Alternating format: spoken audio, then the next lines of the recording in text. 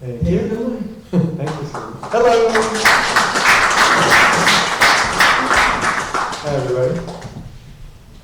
So, just looking around. Nice to see everybody.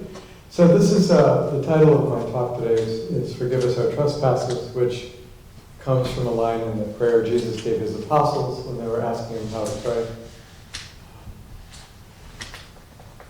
If you've studied his life or his teachings much, you discover that forgiveness was a central theme, and that was really important to him about if we didn't do that, it was really difficult to live a spiritual life.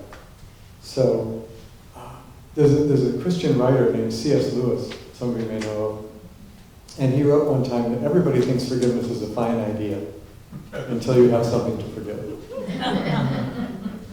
And that it's much harder to do than it is to talk about, especially for things that are really deep hurts. So one of the things that I want to share today is something I've learned.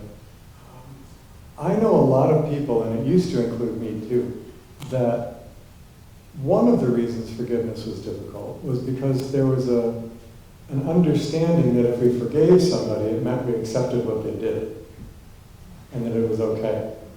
Doesn't mean that at all. And that actually has nothing to do with forgiveness. Approving of somebody's horrible actions is not forgiveness. Allowing somebody to continue in horrible actions is not forgiveness. So forgiveness actually is, I'm going to make a distinction between two things that often I think get mixed up in how it's presented. Forgiveness is a completely internal process. It does not involve anybody else at all. Reconciliation is an interactive process that involves at least two parties. So if I'm upset with somebody here, and I keep carrying that inside me, several things happen. One thing is, it changes how I relate to them and them to me. So for example, if there's somebody here that I'm really, really upset with, and we're all kind of coming in before the service, and I see that person walking in toward those back doors, something happens in me because of this unforgiveness part. And what happens in me is, I either want to do something nasty to them, or say something nasty about them. I want to have other people look at them the way I look at them, so that I have support. Or I want to avoid them altogether. So if I see them coming this way, I go out that way.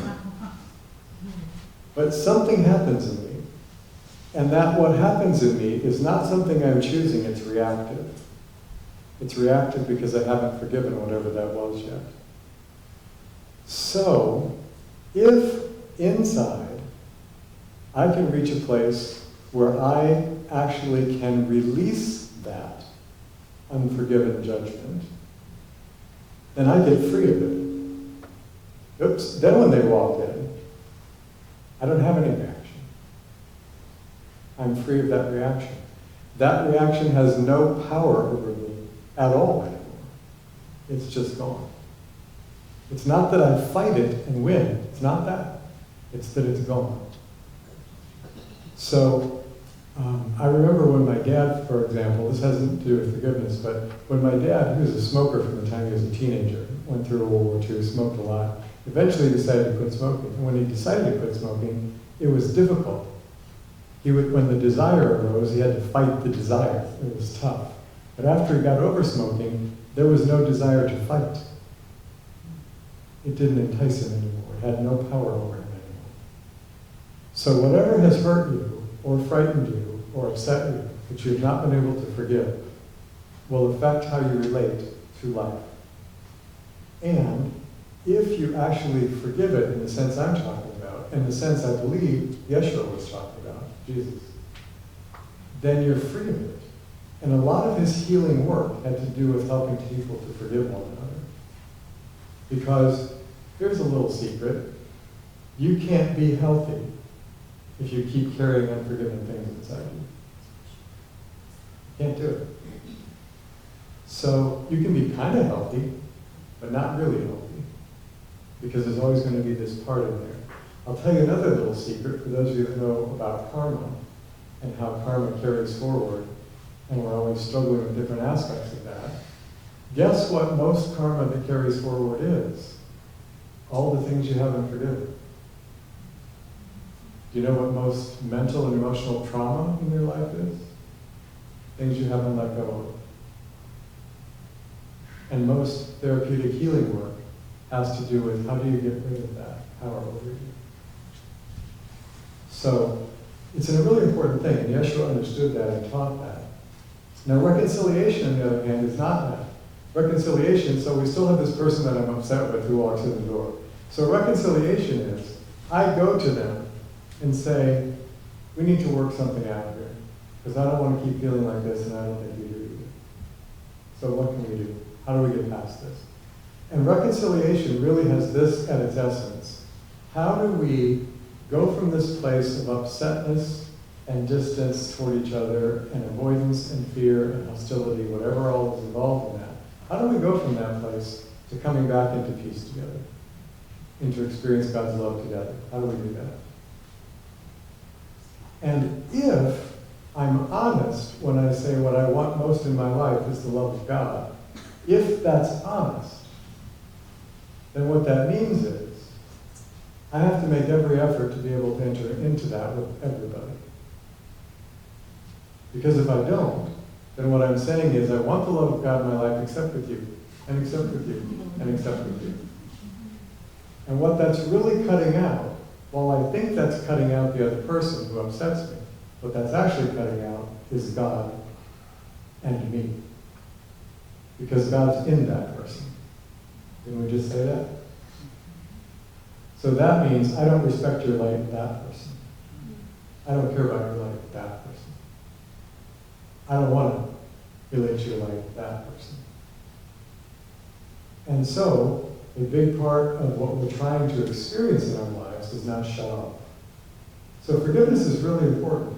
And reconciliation is important too. But here's the deal. You can forgive somebody that will not reconcile with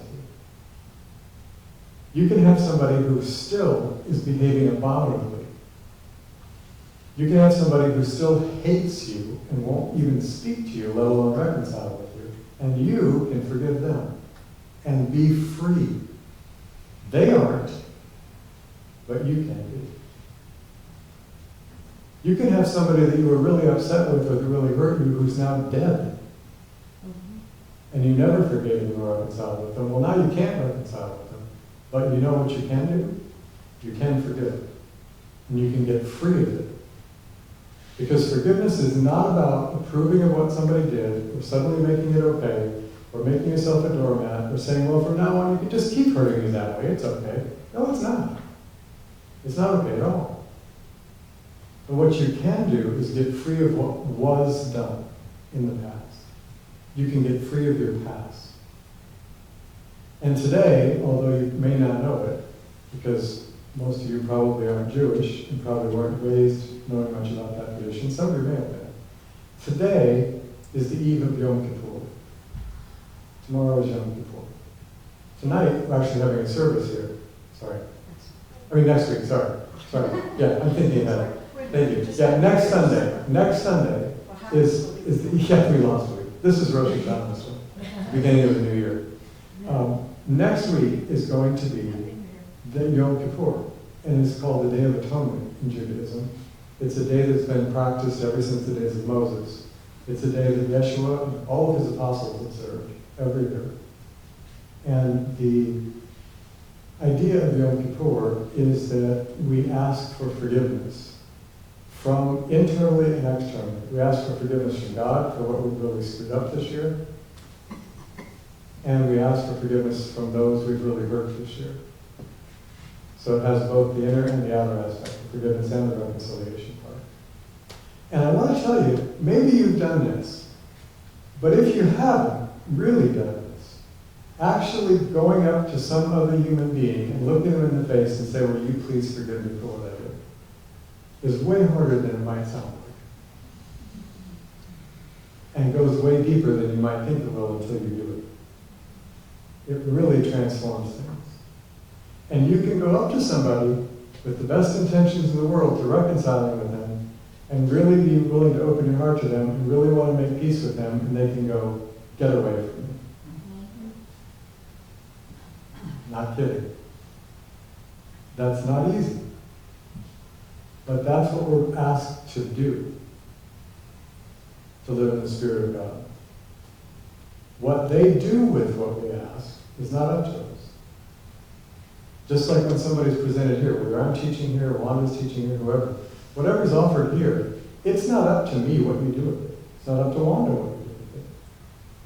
And there isn't anybody who can make you do anything with it, except you. You can take this stuff and use it, or you can listen to it and go, that sounds really good, and walk out the door and never do it. And if you don't do it, I can guarantee you, positively, there aren't many guarantees in life. This is one. If you don't apply the teachings, they don't help. I guarantee you. You have to live this stuff, not just hear about it. Yeshua said, be doers of the word, not hearers. So this forgiveness thing is really important. And I want to just quote you a couple of things so that I don't miss. This is a pet peeve of mine. I don't like when people misquote the Bible, and they do it all the time. So I try very hard not to do that, so I wrote these down. So here's a couple of things Yeshua said about forgiveness and how important it was. You may or may not know this about Judaism either, but all of Yeshua's disciples, while he lived, all of them, 100% were Jewish. There were no non-Jews in the movement until after his death. That we know, at least. And Judaism has lots of prayers. It has morning prayers, afternoon prayers, evening prayers, sacrificial prayers, forgiveness prayers, sex prayers, food prayers. You name a human activity, there's a prayer for it in Judaism. And with all those prayers, his Jewish disciples came to him and said, teach us how to pray. Because they wanted something that was deeper than the liturgical stuff and the ritual things they learned. And so he said to them, here's how you should pray. And it became what we now call the Lord's Prayer, or our Father. And one of the lines in that prayer, this is in Matthew 6:12, is, forgive us our trespasses. And it does not stop there. There's a conditional clause. As we forgive those who trespass against us. That's implying that unless we're willing to forgive, we're not forgiven. And he actually gets much more specific about that in 3 verses later, in Matthew 6:15, and he says, I tell you, if you will not forgive other people, your Father will not forgive your offenses either. That's from Yeshua, not from me. That's pretty direct. And we don't think like that. Because here's how we hear it, at least here's how I hear it. How I hear that is, if I'm not willing to forgive everybody in my life, then God won't forgive me for all the things I do wrong. That's not true. But here's what is true.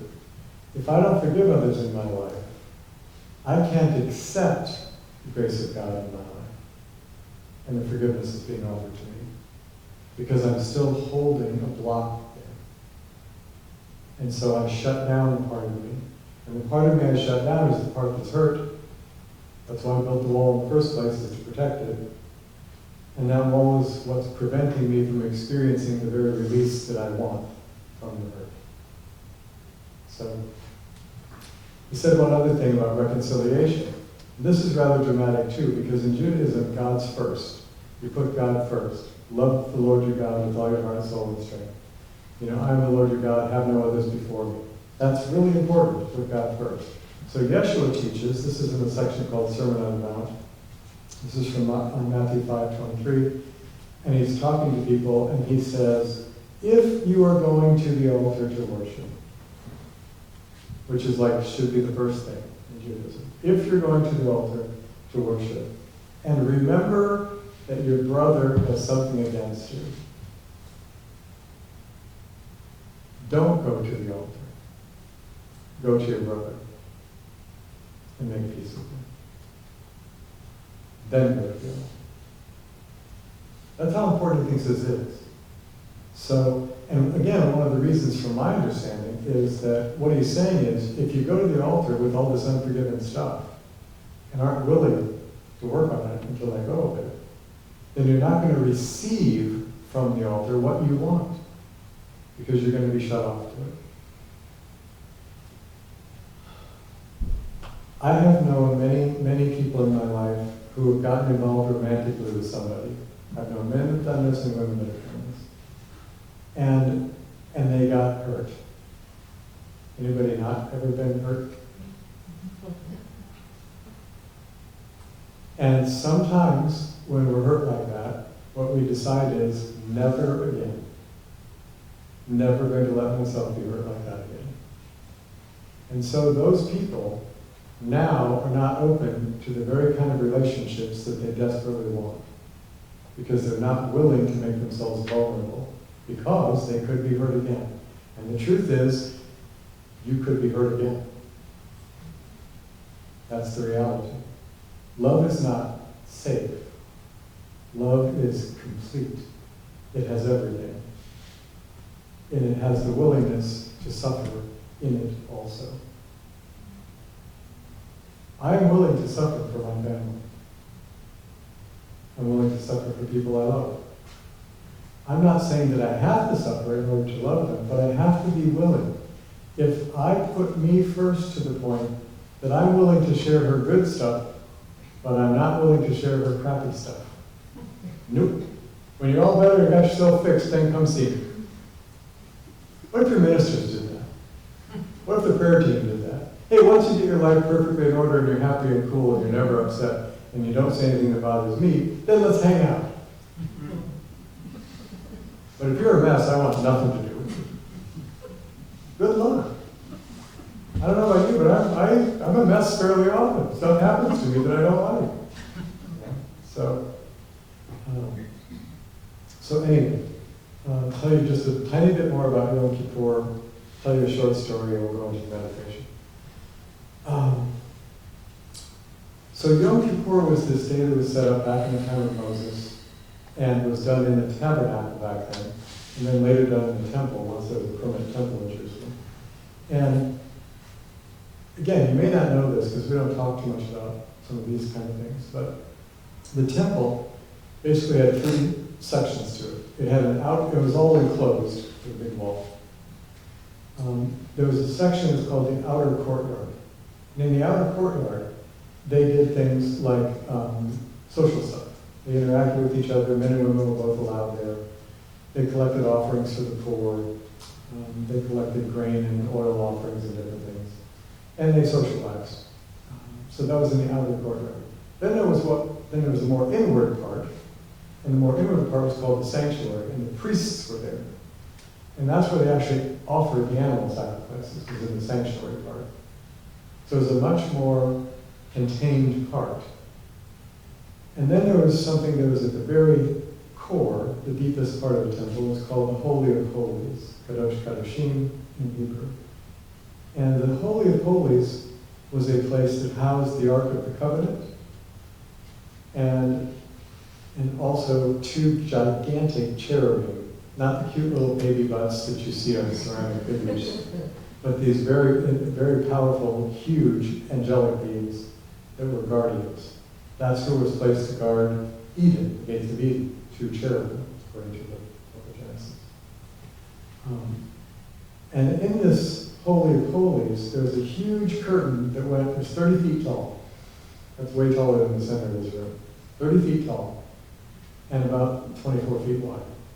And it separated everything else from this innermost chamber called the Holy of Holies, where the Ark of the Covenant was. And they believed, and the Bible says, that when they traveled with the Ark, God spoke to them through the two cherubim that were on the top of the Ark in the space between these two angelic beings. They were bowed toward one another with their wings pointing. There was a space between them, and that's where he spoke to the people, was in that space above the Ark. So they believed that was still true in the temple. That's where God spoke to them, was in this space, in the Holy of Holies, between these two angelic beings.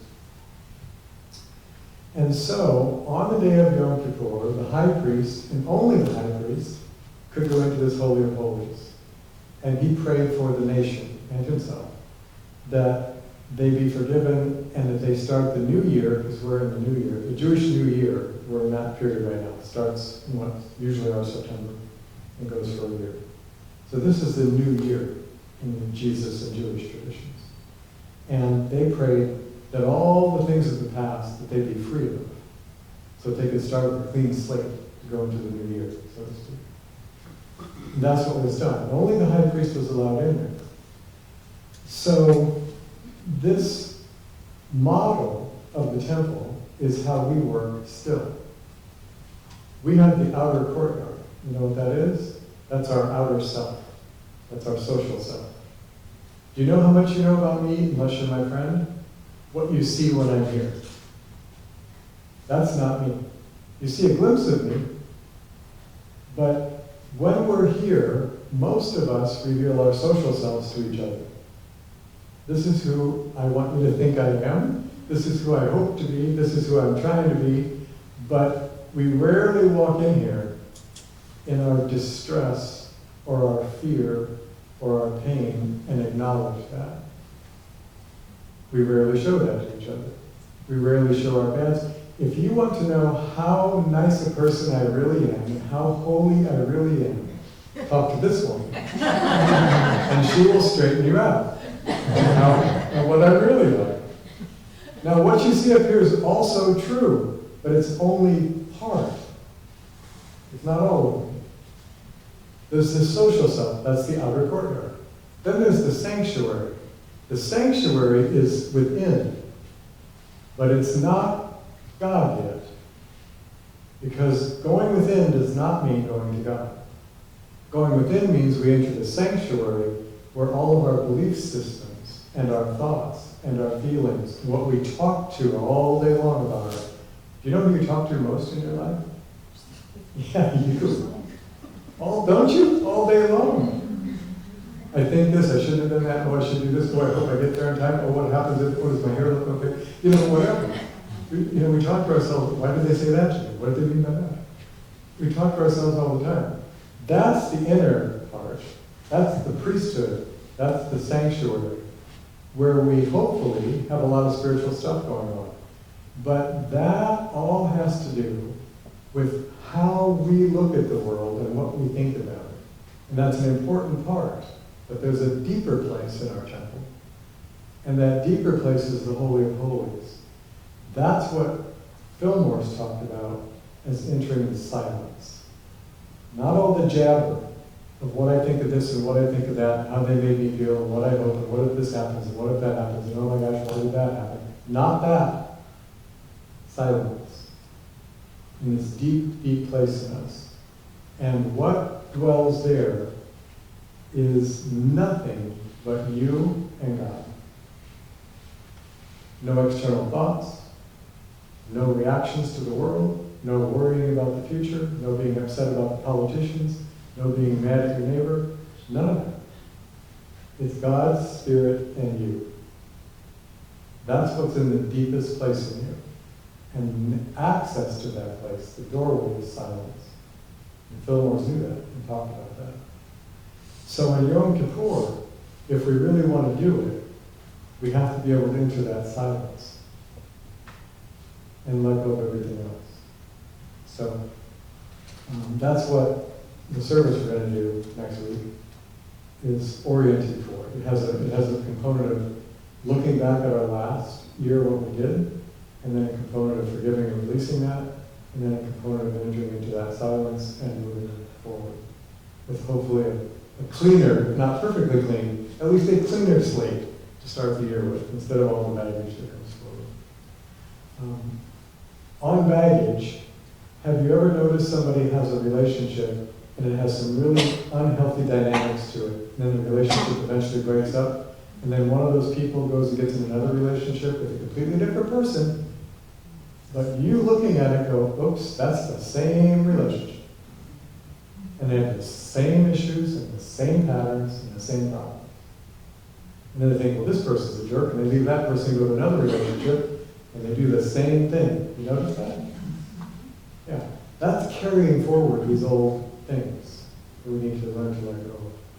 So in terms of letting go, this is my story, and I'll play you a song while meditate. Some of you have heard this, but many years ago my wife and I got to see Pearl Harbor in Hawaii. And it was a more emotional experience than I anticipated it would be for me. You can still see, literally still see oil coming up from the Arizona there, it's sunk. But anyway, there's a docent who shows you around, and that tells you the story of Pearl Harbor and so on. So there are volunteer docents there who show you everything. So we had one. He was very good, very knowledgeable. And it turns out that he actually was there on December 7th, 1941. And that not only was he there, but he watched both his brother and his best friend die. And now he was volunteering as a docent at Pearl Harbor. And after the tour, he was talking to some of us, and he said that he'd been doing this volunteering for years. And that as Hawaii became more and more of interest to Japanese investors, and there became a larger and larger contingent of Japanese in Hawaii in the early 90s, he started having lots of Japanese tour groups come through Pearl Harbor. And he said, I couldn't do it. I had to have one of the other docents take me because I hated them. I hated every Japanese I met. All I could think of was watching my brother and my best friend die. I hated them. And he said, one day, after the tours, a Japanese man came up to me, and he said, I heard that you were here. He said, that's right. And he said, I want to tell you, I was a captain and a pilot in the Japanese Navy. I led the first wave of aircraft to attack Pearl Harbor. And I'm dying now, and I'm going around the world trying to find people who were here and tell them I'm sorry. And ask if you'd be willing to forgive me.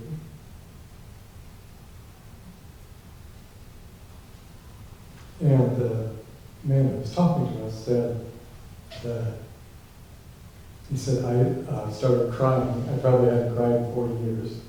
And I wasn't crying little tears, I was like sobbing. And we held each other and we both cried. And when we were done, that was gone. That hatred was just gone. And I finally felt like I could breathe again, and I was free. That's what I'm talking about. So, singing a little tune. It's not about forgiveness as such, but it's about seeing